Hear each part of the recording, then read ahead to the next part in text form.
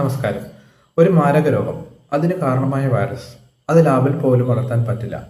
ശാസ്ത്രലോകം മുഴുവൻ തോറ്റു പിന്മാറാൻ നിന്ന നിമിഷം. പക്ഷേ മുന്നിൽ വഴികളടയുമ്പോൾ നമ്മൾ പുതിയ വഴികൾ വെട്ടിത്തെളിച്ച് മനുഷ്യൻ്റെ ഒരു പോരാട്ടത്തിൻ്റെ കഥ നിങ്ങൾക്കറിയാമോ? അത് കേൾക്കാൻ ഒരു 2 മിനിറ്റ് നേരം ഒന്ന് മാറ്റിവെക്കുക. അത് വേറൊന്നുമല്ല, 1960-കളിൽ ലോകത്തെ വിറപ്പിച്ച നിശബ്ദ കൊലയാളിയായിരുന്നു ഹെപ്പറ്റൈറ്റിസ് ബി എന്ന് പറഞ്ഞ വൈറസ്. ഈ വൈറസ് ശരീരത്തിൽ കയറി കരളിനെ നശിപ്പിച്ച് സിറോസിസും ക്യാൻസറും ഉണ്ടാക്കി ദശലക്ഷക്കണക്കിന് മനുഷ്യരെയാണ് കൊന്നൊടുക്കിയത്. അപ്പോൾ ഇതിനെന്താണ് ഒരു പ്രതിവിധി? അങ്ങനെ ഇതിനൊരു വാക്സിൻ ഉണ്ടാക്കാൻ നോക്കിയപ്പോൾ അവിടെ വേറൊരു പ്രതിസന്ധി വരികയാണ്. അത് പാറ പോലെ ഒരു തടസ്സം വന്ന് നിൽക്കുന്നു. അത് വേറൊന്നുമല്ല, പോളിയോയോ വസൂയോ പോലെ ഈ വൈറസിനെ ലബോറട്ടറിയിൽ വളർത്താൻ സാധിക്കാത്ത ഒരവസ്ഥ, അല്ലെങ്കിൽ വളർത്താൻ പറ്റില്ല. അതുകൊണ്ട് സാധാരണ രീതിയിൽ അല്ലെങ്കിൽ സാധാരണ വാക്സിൻ നിർമ്മാണ രീതികളെല്ലാം ഇവിടെ പൂർണ്ണമായി പരാജയപ്പെടുകയാണ് ഉണ്ടായത്. അതുകൊണ്ട് എന്ത് ചെയ്യണമെന്നറിയാതെ ശാസ്ത്രലോകം ഇരുട്ടിൽ തപ്പിയ ഒരു കാലഘട്ടം ഉണ്ടായിരുന്നു.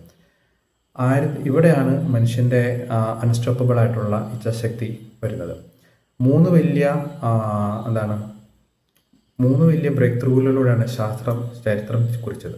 വേറൊന്നുമല്ല, ഒന്നാമത്തെ ബ്രേക്ക് ത്രൂ എന്ന് പറയുന്നത് ഓസ്ട്രേലിയ ആൻറ്റിജൻ. 1965 ജെനറ്റിക്സ് പഠനത്തിനിടെ യാദൃശികമായി doctor Baruch Blumberg hepatitis B വൈറസിൻ്റെ പുറംചട്ട കണ്ടെത്തുകയും ഇതേ തുടർന്ന് രോഗനിർണയത്തിൽ ഇതിൻ്റെ ഒരു പ്രധാന വഴിത്തിരിവായി മാറുകയും ചെയ്തു. അപ്പോൾ അങ്ങനെ അദ്ദേഹത്തിന് അതിനൊരു നോബൽ സമ്മാനം ലഭിക്കുകയുണ്ടായി. രണ്ടാമത്തെ ബ്രേക്ക് ത്രൂ എന്ന് പറയുന്നത് മനുഷ്യരക്തത്തിൽ നിന്നൊരു വാക്സിൻ ഉണ്ടാക്കുക എന്നുള്ളതാണ്. 1981 ലാബിൽ വളർത്താൻ പറ്റാത്തതുകൊണ്ട് എന്താ ചെയ്യുന്നത് വെച്ചാൽ രോഗികളുടെ രക്തപ്ലാസ്മയിൽ നിന്ന് ആൻറ്റിജനെ വേർതിരിച്ചെടുത്ത് മോറിസ് ഹിൽമൻ ആദ്യത്തെ വാക്സിൻ ഡെവലപ്പ് ചെയ്യാനുണ്ടായിരുന്നു. അതാണ് ഹെപ്പറ്റോവാക്സ് ബി വികസിപ്പിച്ചു. മൂന്നാമത്തെ ബ്രേക്ക് ത്രൂ എന്ന് പറയുന്നത് ജനറ്റിക് എഞ്ചിനീയറിംഗ് വിപ്ലവമാണ്. 1986 കാലഘട്ടങ്ങളിൽ മനുഷ്യരക്തം ആശ്രയിക്കാതെ ഈസ്റ്റ് കോശങ്ങളിലേക്ക് ഈ വൈറസിൻ്റെ ജീന് കടത്തിവിട്ട് പാബ്ലോ വലൻസ്വേലയും സംഘവും ലോകത്തിലെ ആദ്യത്തെ ജനറ്റിക് എഞ്ചിനീയറിംഗ് വാക്സിൻ വികസിപ്പിക്കാനുണ്ടായത്. ആ വാക്സിൻ്റെ പേരാണ് റീകോംബി വാക്സ് എച്ച് ബി നിർമ്മിച്ചു. അങ്ങനെ കരൾ ക്യാൻസറിനെ തടയുന്ന ലോകത്തിലെ ആദ്യ ക്യാൻസർ പ്രിവെൻഷൻ വാക്സിനെ പിറന്നത് അങ്ങനെയാണ്. അപ്പം ഇതിൽ നിന്ന് അല്ലെങ്കിൽ ഇത് നടക്കില്ല എന്ന് കരുതി ശാസ്ത്രജ്ഞന്മാർ അന്ന് തോറ്റു കൊടുത്തിരുന്നിരുന്നെങ്കിൽ ഒന്ന് ആലോചിച്ച് നോക്കിക്കേ, ഇന്നത്തെ ലോകത്തിൻ്റെ അവസ്ഥ എന്താകുമായിരുന്നത് വെറുതെ ഒന്ന് ആലോചിക്കുക. അവർ ഇല്ലാത്ത വഴികളിലൂടെ വെട്ടിത്തുറന്ന് അല്ലെങ്കിൽ ഇല്ലാത്ത വഴികൾ വെട്ടിത്തുറന്നത് കൊണ്ട് മാത്രമാണ് ഇന്ന് കോടിക്കണക്കിനുള്ള മനുഷ്യജീവനുകൾ രക്ഷപ്പെടുത്തിയത്.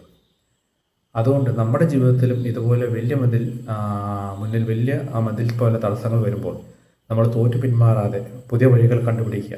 അൺസ്റ്റോപ്പബിൾ ആയിട്ടുള്ള വെർഷനായിട്ട് അല്ലെങ്കിൽ അൺസ്റ്റോപ്പബിൾ ആയിട്ടുള്ള ആളായിട്ട് മാറുക. അങ്ങനെ നമ്മുടെ നിമിഷത്തിൽ ആ നിമിഷത്തിൽ നമ്മുടെ ലക്ഷ്യങ്ങൾ നമുക്ക് മുന്നിൽ കീഴടങ്ങും. അതുകൊണ്ട് ഇന്നു മുതൽ ജീവിതത്തിൽ തടസ്സങ്ങൾ വരുമ്പോൾ നമുക്ക് കഴിയില്ല എന്ന് പറഞ്ഞിരിക്കാതെ അല്ലെങ്കിൽ തോറ്റു കൊടുക്കാതെ പുതിയ വഴികൾ കണ്ടുപിടിച്ച് പോരാടുക. Protect your future. July 28 world hepatitis day. നന്ദി.